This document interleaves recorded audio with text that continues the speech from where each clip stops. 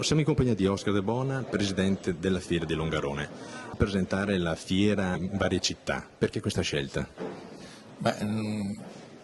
Noi siamo tra le 4 fiere del Veneto e sicuramente siamo quella collocata in un territorio più contenuto, con poca popolazione, però 54 anni fa c'è stata questa lungimiranza da parte di migliaia di gelatieri bellunesi, poi anche trevigiani, che da dove partivano da questa zona di Longarone per andare in Germania, in Austria e in Olanda, e lì avevano la necessità, quando rientravano, di trovarsi per incontrare quelli che vendevano le macchine e gli accessori, quindi in un capannone è nato il primo incontro.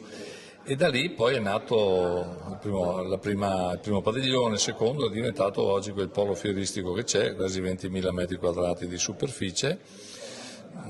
Stiamo cercando anche di attrezzare anche per fare sale anche convegnistica, e comunque abbiamo un bacino naturale nella Marca Trevigiana che non ha un ente fieristico, ha sì delle fiere come quella di Santa Lucia o come quella di Valdobbiadene, con le quali noi collaboriamo, però non ha padiglioni stabili.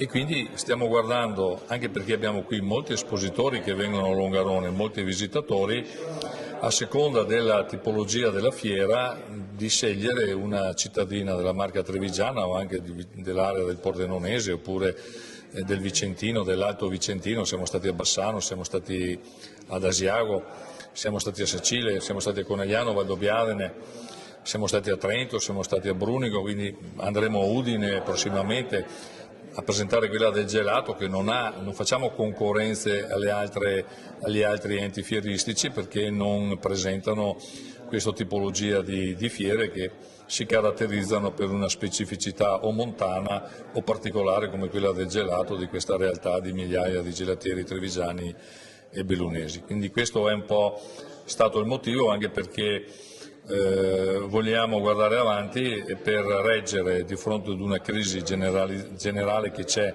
ma dove il sistema fieristico è ancora più accentuata questa crisi. Noi stiamo cercando di rafforzare questa specificità dei prodotti che vengono presentati a Longarone. Oggi siamo qui a presentare sapori italiani e alpini. Il prodotto italiano, il Made in Italy, è contraffatto in molti paesi del mondo.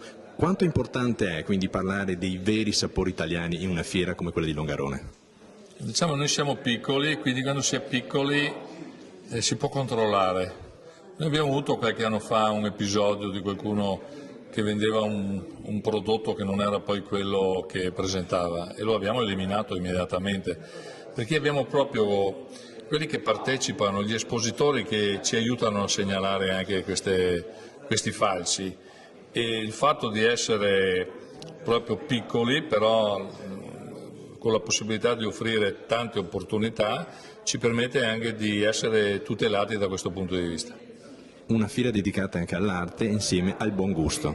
Sono 7 anni che facciamo questo evento, sarebbero 8, però insomma le edizioni sono 7. Quest'anno è ancora più ricca della ultima, che è stata fatta 2 anni fa, e abbiamo visto che proprio il visitatore apprezza molto alternare la visita ai 100 espositori che offrono questi prodotti, che arrivano da tutte le regioni italiane oltre che dall'area alpina, con dei momenti di visione di diverse opere artistiche, di giovani che si accingono ad affrontare questo impegno, questa passione, e poi tanti altri eventi che arricchiscono questa 3 giorni, che va da sabato a lunedì 15 ottobre.